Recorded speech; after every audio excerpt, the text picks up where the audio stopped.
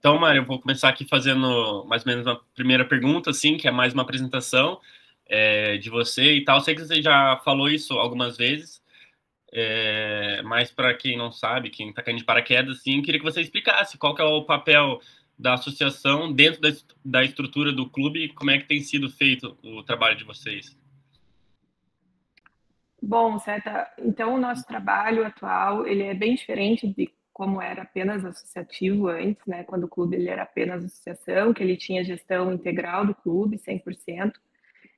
Quando o clube se transforma em SAF e um grupo adquire essa SAF, para a associação resta os 10% dessa SAF, além de continuar associativo, né? Então nós temos aí 10% da sociedade, somos acionistas do Coritiba SAF também, e nós temos o papel muito claro pelo contrato de aquisição, que é de fiscalização e cobrança desse contrato. Então, quando o Coritiba foi adquirido, existem ali algumas métricas, né, dentro desse contrato, do que a associação deve olhar, do que ela deve se preocupar e verificar se está sendo efetivamente cumprido. Isso nós temos feito, então, desde o primeiro dia, e além disso, a gente tenta, né, um pouquinho do nosso papel é ir um pouco além, porque o contrato de aquisição ele foi um pouco restritivo demais para a associação. Uhum, Ele foi mal deixou feito, de... sim. Isso foi um papel que se esvaziou muito, sabe, Ceta? E você aí que está, acho que na cobertura do esporte já faz um tempo, é envolvido com o esporte, principalmente acho que o futebol há um tempo, deve saber que o futebol ele é diferente de qualquer outra empresa, justamente porque ele mexe com a paixão do torcedor, né? E esse amor, assim, ele não tem métricas é, passíveis tanto de você conseguir colocar num papel, de você conseguir colocar numa planilha. Você tem indicativos, você tem indicadores, mas ainda o amor e ele ainda é muito presente, principalmente para o torcedor, que é o que move de fato um clube de futebol. Então, quando você tenta profissionalizar ao máximo e distanciar o amor da gestão, né, ou pelo menos assim a expectativa da torcida, você pode se perder muito fácil nesse caminho. Veja que ano passado foi um ano muito sofrido para a SAF do Coritiba, né? No final de 2023, quando eles assumem efetivamente 100%, 90% do clube, e depois o ano passado inteiro 100% gerido por eles tiveram uma dificuldade muito grande, tanto de conseguir entender o que eles estavam fazendo ali, tanto de conseguir achar um caminho da melhor forma de gerir o clube. E quando a associação, nosso grupo entra, né, participa das eleições e entra, a gente consegue trazer um pouco da nossa vivência e trazer o quanto era importante vários pontos que envolvem o torcedor, que envolvem a paixão, que envolvem a nossa cultura, a gente consegue levar isso para dentro da SAF. E aí o clube começa, de fato, a mudar de rota e entrar num caminho que a gente espera que continue e só vá para frente. Aham, então, tipo, foi a Tricorp, né, comprou a SAF, que eles têm várias empresas, mas nunca tinham entrado de fato no futebol. Você acha, então, que eles sentiram um pouco de dificuldade ali por não conhecer o futebol? Acredito que sim, eu acredito que Uhum. foi um momento de entendimento deles, tanto quanto nosso, né? Nós falamos bastante de nós, mas para eles eu acho que também foi difícil, porque eles tinham assim muito certo de como funcionaram nas outras empresas que eles adquiriram dessa forma, nesse mesmo modelo, e eles achavam que seria muito mais fácil. E no fim eu acho que foi um desafio muito grande que eles tiveram até para o próprio portfólio deles, né? Então, eu acredito que agora eles estão entendendo um pouco mais como funciona, né? Entenderam esse meio e principalmente entenderam um pouco, pelo menos, de Curitiba. A maior parte ainda somos nós, né, que acabamos levando, o que o torcedor espera, o estilo de jogo que a nossa torcida sempre comprou a ideia, que a gente precisa da torcida junto com a gente, né, que a gente precisa que todos estejam unidos para que as coisas melhorem, porque historicamente no nosso clube sempre foi assim quando deu certo. De fato, esse ano, quando se consegue essa sinergia de todos, essa sinergia tanto de jogadores, comissão técnica, diretoria, torcida e agora também a associação, quando o clube começa a de fato funcionar. E como tem sido feito esse trabalho da associação de fiscalização com a SAF? Como é que ele é feito? Tipo, é feito diretamente por você, pelo seu grupo? Vocês têm um canal direto de comunicação ali com a SAF? Como que funciona? Sim, é feito diretamente por nós, né? Nós temos aí as nossas divisões dentro do nosso grupo, do nosso G5 principalmente, mas nós temos aí pessoas e apoiadores que também é, nos, nos dirigem diretamente, nos reportam, né, diretamente, e a gente passou algumas incumbências para eles. Então, nós temos o nosso representante da associação perante a SAF, que inclusive, né, ele teve que entrar dentro do contrato de aquisição, ter sido feito um termo de aditivo ao contrato para que ele se fizesse presente. Nós temos também uma pessoa agora que está envolvida com o comitê do futebol, que também foi indicado por nós, que também né, é uma pessoa que se reporta à associação. E além disso, nós temos daí o nosso jurídico também que nos dá apoio, nós temos a nossa contabilidade, a nossa contadora que nos auxilia no que a gente precisa. E com a SAF nós fazemos o tratamento direto conosco, né? Então, nós do G5, nós temos reuniões mensais, periódicas, mas além disso, a gente volta e meia se reúne, se conversa, se encontra, para ajustar algumas coisas, para conversar, para tirar dúvidas, até mesmo para sugerir algumas situações. E a gente faz isso com bastante liberdade nesse momento. A gente tem conseguido fazer um trabalho bacana, né, uma aproximação que demorou, mas que agora ela está cada vez assim mais forte. E também o nosso papel, né, de fiscalização, ele continua sempre. O que a gente observa que não está muito legal, a gente aponta. O que pode ser algum problema para o Coritiba SAF como um todo, a gente também aponta. E aí a gente vai se ajustando e vai um colaborando com o outro. Uhum. A gente está gravando essa entrevista na sexta. No domingo, Coritiba já pode confirmar o acesso. Hoje em dia lidera a Série B. Qual o papel você acha? Qual foi a influência que a associação está tendo nesse resultado esportivo do Coritiba de um possível título da Série B e um possível acesso também? Não querendo puxar a sardinha para o nosso lado, eu acho que quando a gente, no futebol é muito assim, né? Quando um ganha, ganha todo mundo, quando um perde, às vezes a pessoa quer dizer que só o outro que perdeu. Mas desde o primeiro dia de volta, né? Desde o dia 6 de janeiro, quando a gente toma posse, a gente mergulha de cabeça nesse novo mundo, a gente está dentro do Coritiba diariamente, então a gente primeiro entendeu, de fato, o contrato de aquisição. Antes de entender esse contrato, a gente já estava lá sugerindo mudanças, sugerindo é, é, mudanças efetivamente de rota, de cultura, que as pessoas precisavam aparecer, que a gente precisava de alguém do futebol que entendesse do Coritiba. Então, a gente faz a indicação do Reginaldo Nascimento para levar essa cultura coxa branca ali dentro. A gente conversa com os demais funcionários, posições estratégicas, e a todo momento a gente leva a nossa expertise, né, de Coritiba, porque isso somos nós que temos, né? Sou coxa branca desde que eu nasci, os meus vices também, cada um, inclusive, já tendo papéis assim extremamente relevantes dentro do clube, e a gente leva tudo isso a eles, num primeiro momento de uma forma muito leve, num primeiro momento ali, então, a gente também se entendendo e pisando em ovos, né? E aí depois, quando a gente tem aquela tragédia ali no início do ano de ser eliminado no Paranaense, logo em seguida, uma semana depois, eliminado na Copa do Brasil na primeira fase. Aí é quando a gente entra de cabeça ali dentro e aí a gente pede mudanças urgentes, que o Bruno D'Ancona, o presidente da Tricorp, né, ele se fizesse presente, que ele aparecesse, que ele conversasse com torcedores. Então, naquele momento a gente também indica o Reginaldo Nascimento para fazer parte, a gente faz uma indicação de CEO que não funciona, mas aí a gente explica para todo mundo o que é ser Coritiba. E, inclusive, tem assim, a gente tem muito claro, pelo menos para nós, que um ponto, quando a gente fala que o Coritiba precisa jogar essa Série B como se fosse dependesse a sua existência, era de fato quase verdade, porque senão a gente ficaria numa situação financeira extremamente complicada, extremamente complexa. Então, todo mundo entendia da importância daquele ano. Mas aí eu lembro que na primeira fase do Campeonato Brasileiro, quando a gente está ainda, né, aquele time, ele é um time muito aguerrido, esse time desse ano. Ele é um time que não desiste, né? Ele é um time que, de fato, ele está lutando desde o primeiro momento quando ele entra em campo. A gente não vê corpo mole, a gente não vê pessoas descompromissadas.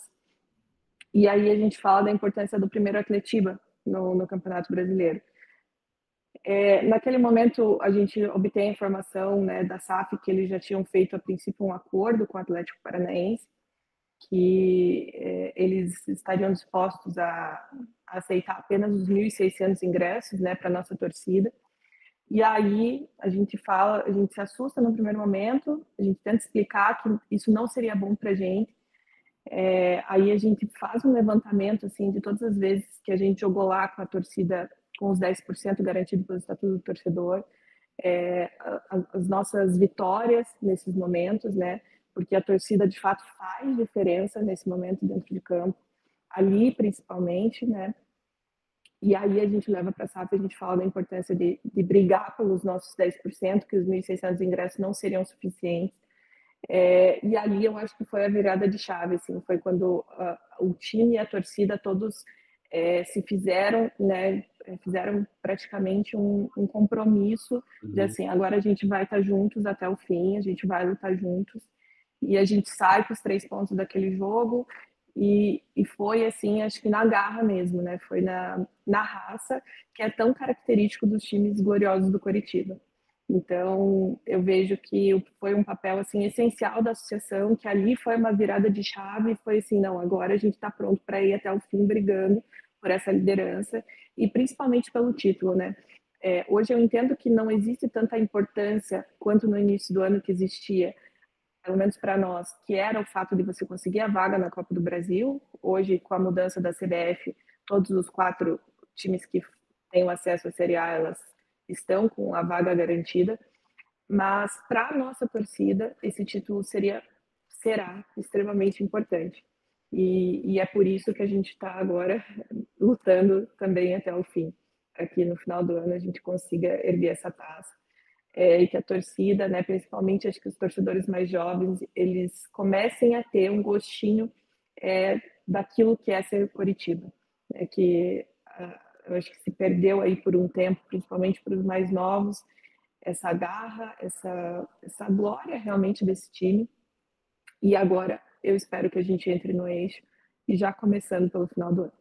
Sim, no momento da sua resposta você falou ali sobre o começo da temporada. Eu queria perguntar como é que foi aquele começo de temporada difícil com as eliminações do Paranaense na Copa do Brasil. Como é que foi essa cobrança?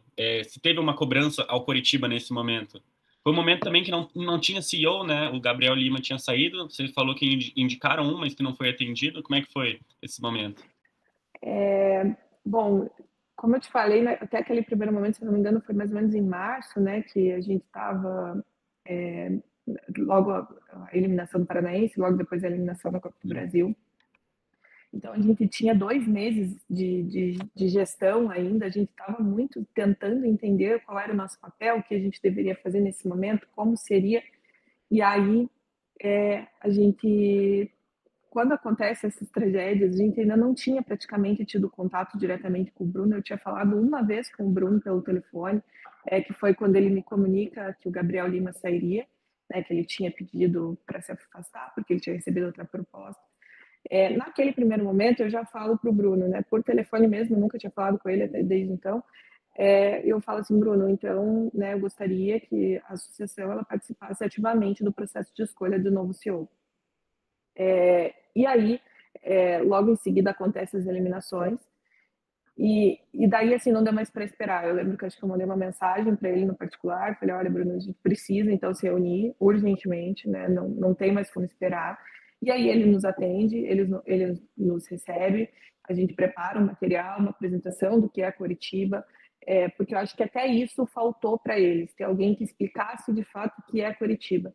Eu lembro que não, acho que foi até marcante para mim que no almoço que a gente estava nesse dia que a gente tem esse primeiro contato, uma reunião primeiro formal de trabalho e depois um almoço com a presença de todos do G5, mas as pessoas do lado da Tricorp, eu lembro que cada um começa a falar um pouco do que é o Coritiba para si, né? O que é o Coritiba na sua vida, o que é o Coritiba.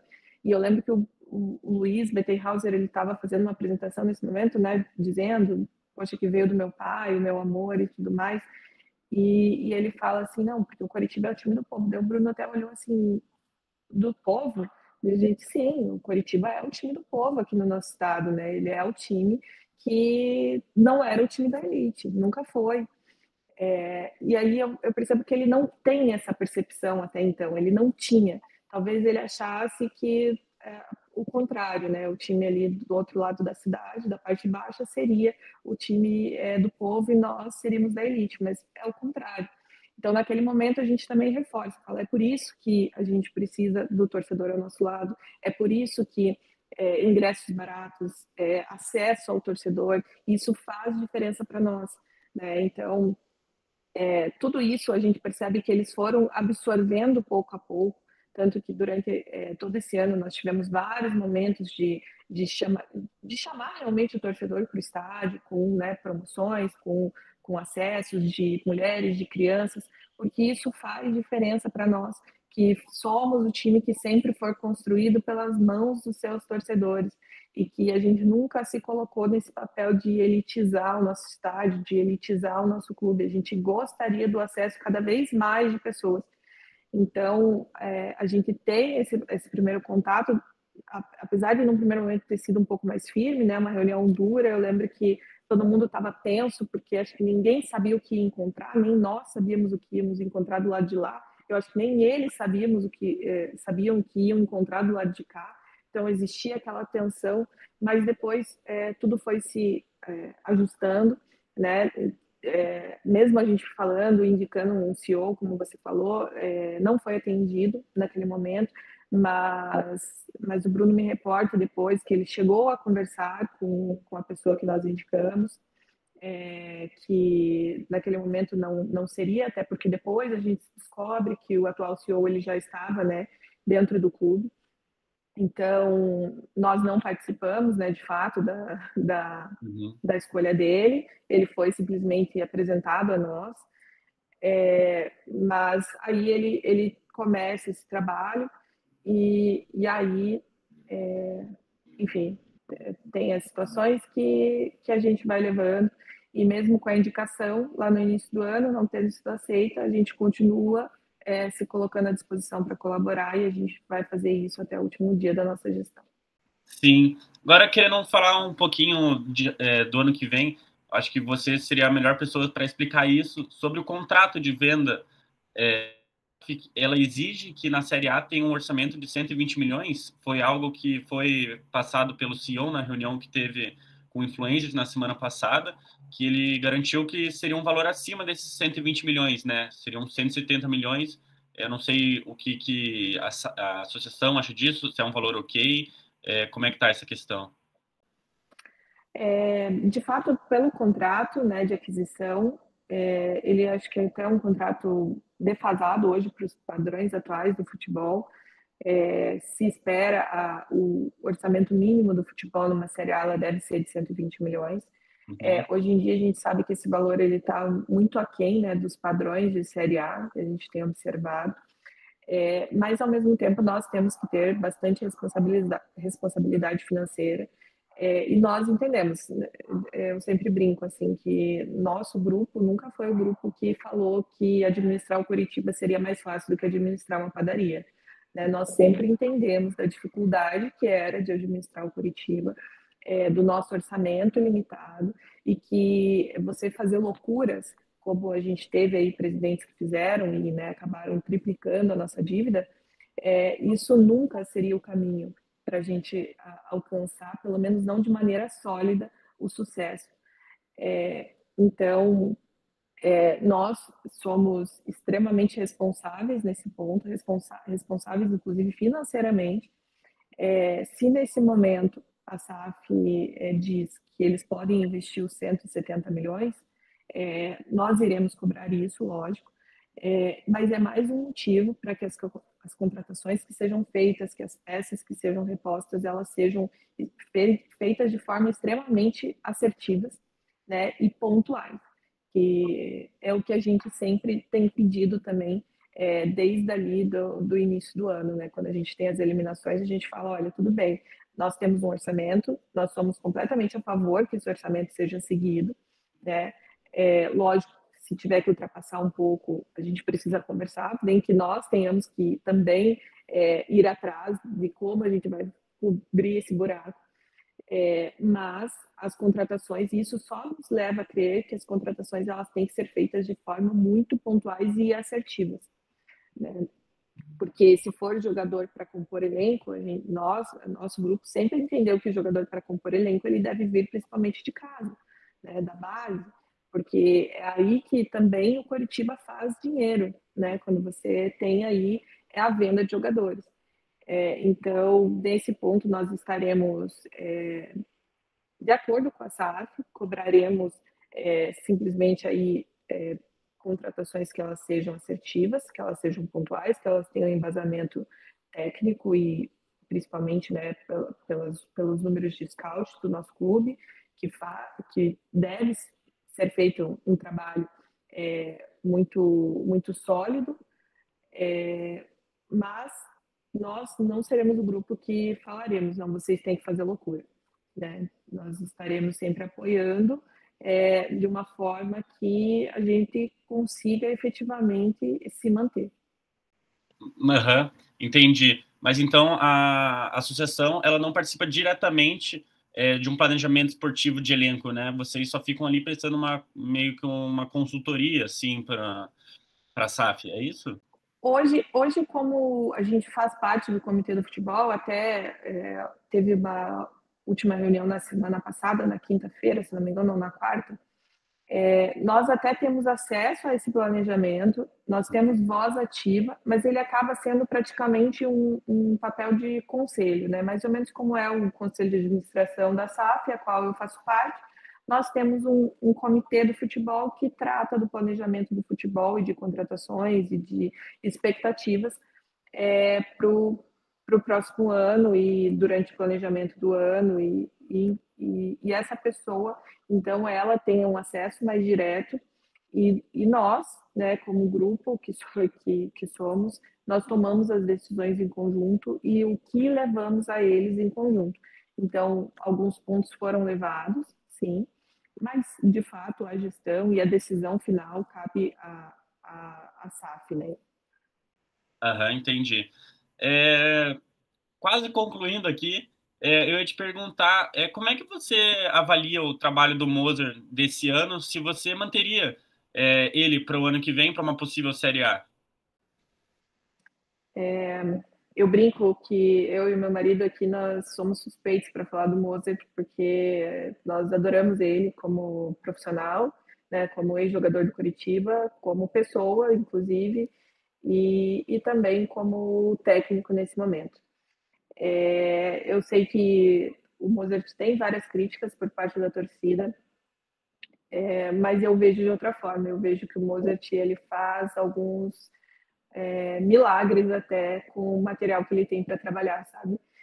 E eu acredito que ano que vem, com peças pontuais de reposição, com jogadores de nível, né, Série A, que venham para vestir a camisa, que a gente possa reforçar esse time de forma pontual, eu tenho certeza que o caminho dele vai ser ainda melhor, né? Porque apesar desse ano ele ter muitas críticas, a gente não pode esquecer que ele está líder de uma Série B, ele tenho certeza que vai terminar líder dessa Série B, né? Vai fazer o nosso time terminar líder. E apesar da gente falar, nossa, é uma Série B fraca, é uma Série B, veja quantos times estão patinando aí, né? Então é fraca, mas então por que não tem alguém despontado completamente, né? Não é mais tão assim. O futebol a gente fala que não existe mais aquele time que você fala assim, não, isso daqui a gente passa por cima. Não é mais assim, né? Então eu gosto do trabalho do Mozart, eu acho que ele vai fazer um excelente trabalho. A carreira dele só tem realmente a evoluir. E assim, além do mais, sendo coxa branca, a gente sabe do comprometimento dele, a gente sabe daquilo que ele carrega no coração. E esse ano vai ser só a primeira coroação para o nosso time e para ele também, tenho certeza absoluta, já que tudo bem que ele já conseguiu acesso ano passado, mas esse ano com o time do coração e com a faixa de campeão vai ser ainda mais especial.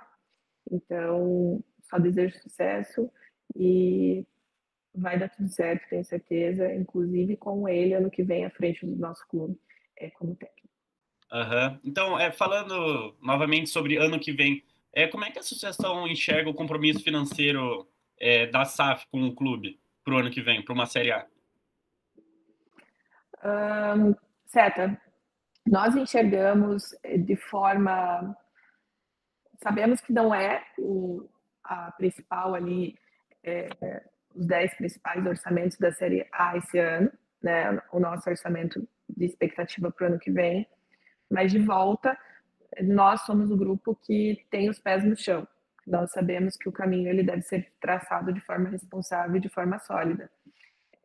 Então, esses 170 milhões, ainda que ele, comparado a outros clubes, ele não seja o maior, um dos maiores orçamentos, a gente está vendo o que o Mirassol está conseguindo fazer na Série A, com um orçamento ainda bem abaixo do Coritiba.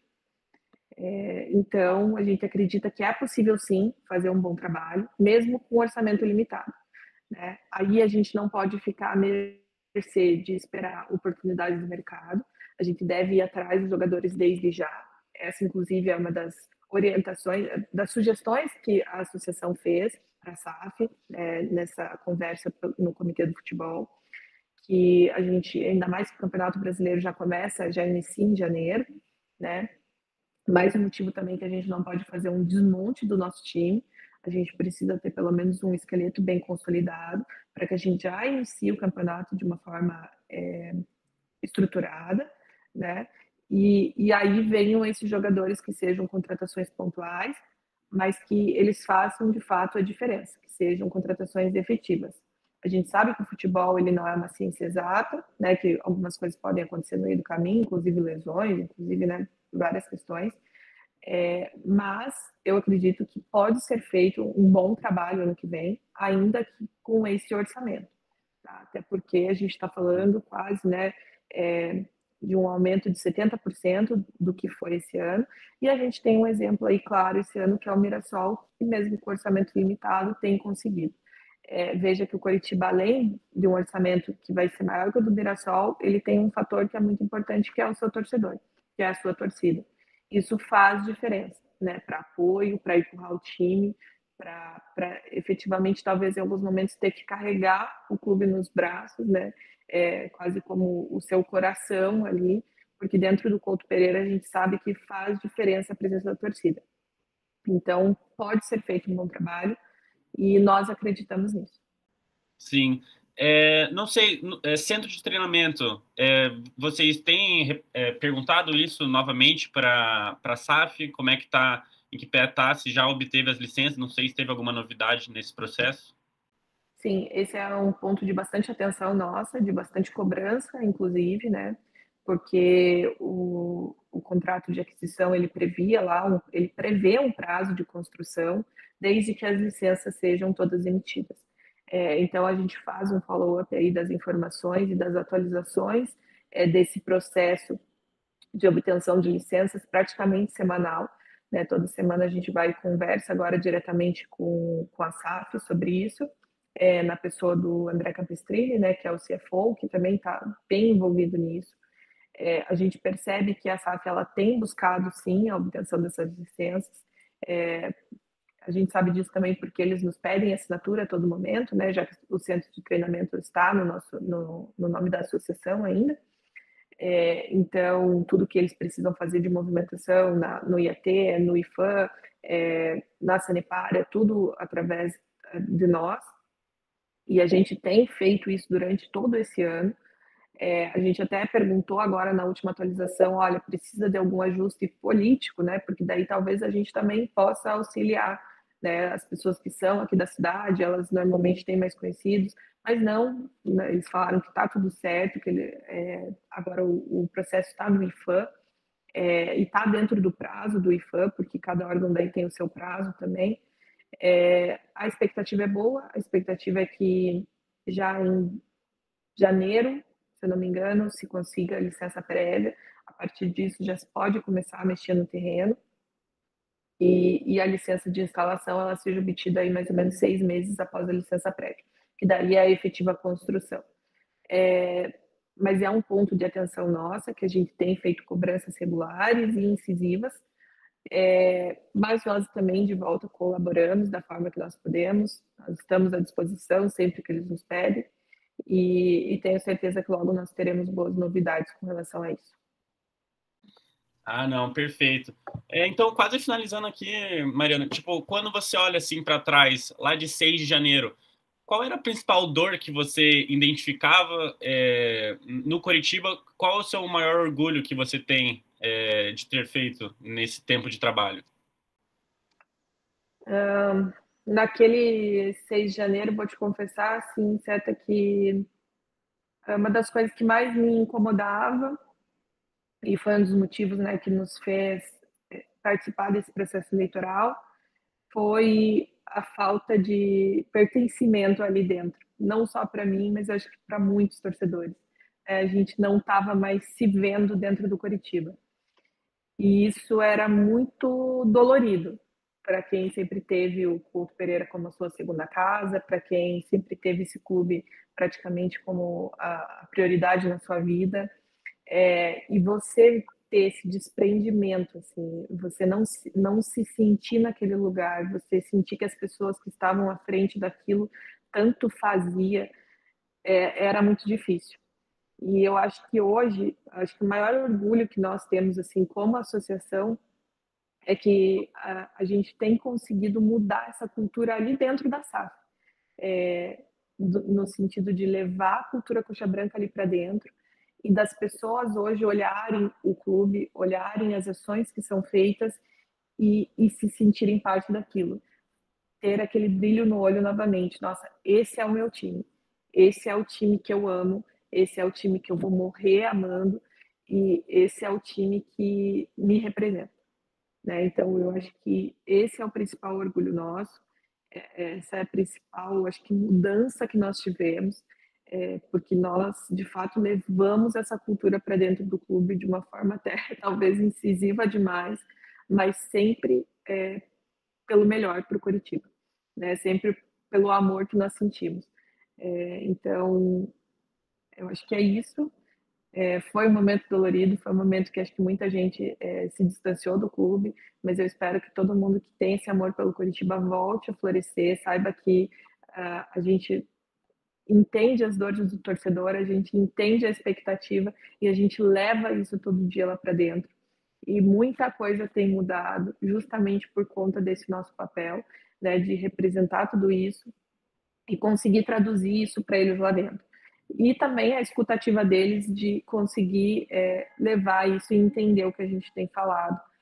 E aí a gente está vendo uma junção, né, de dois grupos que, apesar de muitos momentos em polos opostos, a gente tem um único objetivo em comum, que é ver o Coritiba bem. E o Coritiba estando bem, está todo mundo bem também. Então, acho que é isso. Não sei Não, se perfeito. Não, acho que deu foi bem. certo. Então, agora, só para finalizar, eu vi que você fala muito sobre torcedor. Queria que você deixasse uma mensagem para o torcedor do Coritiba sobre o futuro do clube, se ele pode confiar que vai ter um futuro melhor. Você falou das antigas gerações também, eu também vejo isso, porque eu também sou jovem, assim. Vi os torcedores já muito tristes, tenho amigos que são coxa branca que nunca tiveram aquela sensação de vencer e tal. Queria que você falasse um pouquinho sobre isso, deixasse essa mensagem para o torcedor. Bom, torcedor, eu digo que eu entendo o que você está passando, que eu já sofri o que você sofreu. A minha infância também não foi fácil, né? Eu vivi na década de 90 ali, então a gente foram anos ali sofridos. E nós aqui estaremos todos os dias lutando por um futuro glorioso do Coritiba também. Não apenas o seu passado, como ele foi, mas que o futuro esteja da melhor forma calçado para nós. Nós lutaremos juntos até o fim. Não desista do nosso clube. Ele só faz sentido desistir se você estiver junto. Então, a gente brinca a todo momento, mas é verdade. Nosso torcedor é o coração do Couto Pereira. Faz o nosso estádio pulsar. A gente vê aí tantas pessoas falando, nossa, Couto Pereira, um estádio raiz, mas é muito mais pela presença de vocês do que o que está acontecendo ali dentro do campo apenas, né? Então, não desista. Nós temos um futuro bonito à frente e nós contamos com vocês sempre.